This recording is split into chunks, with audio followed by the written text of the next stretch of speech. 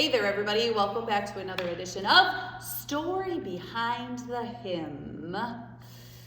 Today's is kind of thematic with the weekend, I guess you could say. We haven't actually started our official holiday weekend being a Thursday. But for some of you might have. And really come to think of it, when you and I discussed this hymn, it really isn't meant just for what we think it is. No. It's actually meant for everybody. You, me, everybody. But before we get to that, let's find out what the clues are so we can figure out what hymn we're talking about. Yes. I'm hoping that by clue 3 it might be obvious. Okay. So clue number 1, Psalm 107. Okay. All right, that's kind of the basis for this. Clue number 2, voyages. Ooh, voyages. That means like travel, not just necessarily on a big ship. Okay.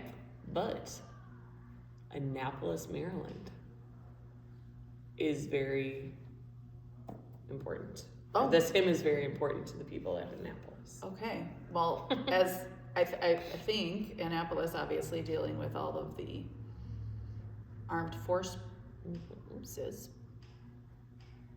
Okay. So Psalm 107, voyages, and Annapolis, Maryland. Yes.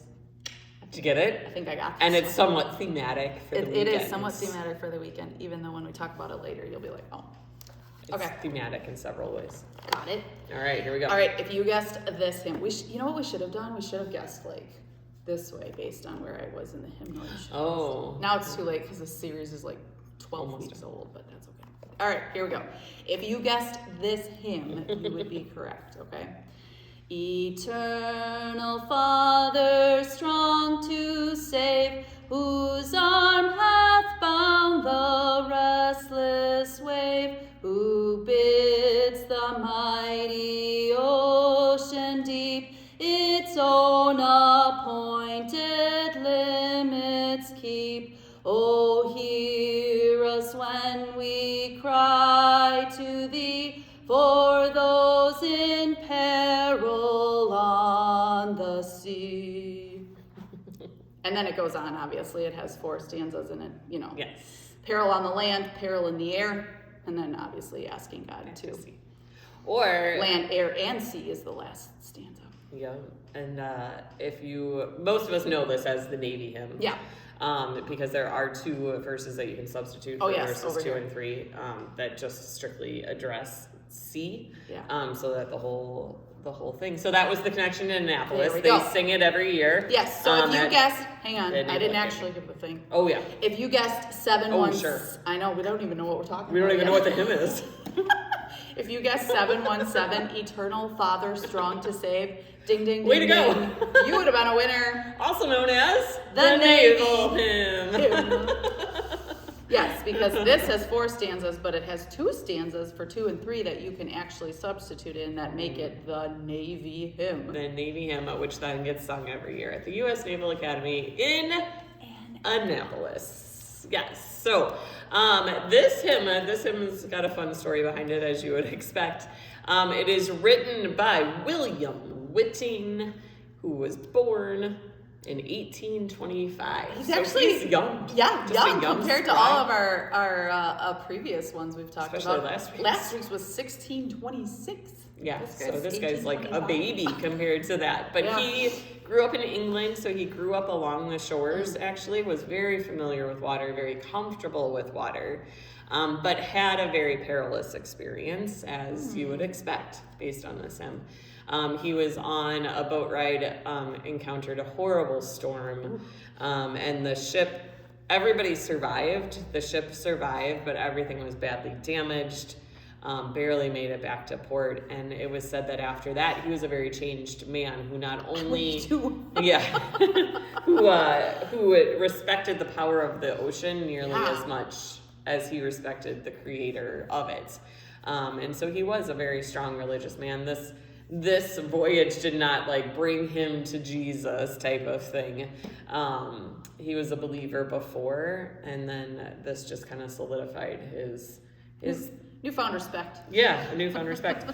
And so then what happened was that he was a teacher, and he taught another boy who was about to begin a trip to America. Oh. And which at that time obviously was a very dangerous trip. Yeah, you can't just jump on a plane and head over to... it was still dangerous, nearly 100 years later when the Titanic went across. And so he actually wrote this then for that boy as comfort for him, so that he could kind of describe his own experience to him, but then also bring comfort to this terrified boy, something that would not only help calm his nerves, but then also cement him more in his faith, knowing that God was with him through the journey. It's believed that he used Psalm 107 as his inspiration for it, in addition to his own experiences. And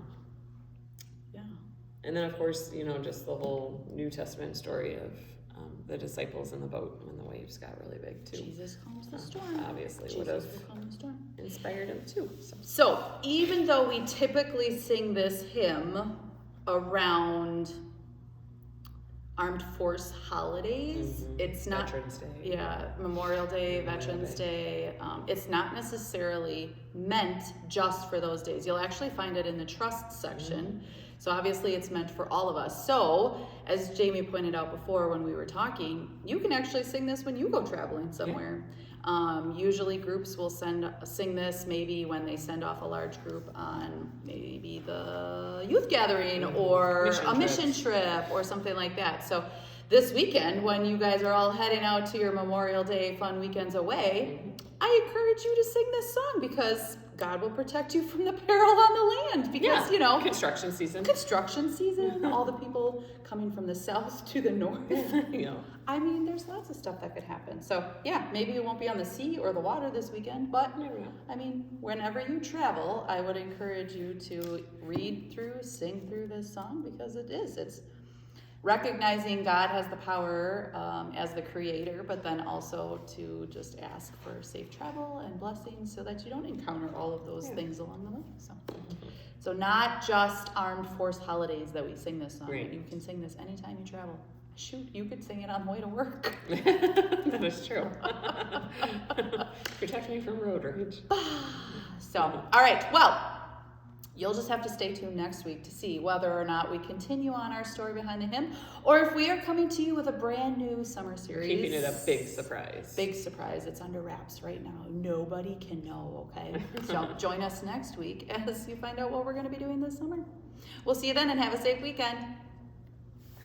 Jen and Jamie on a Thursday.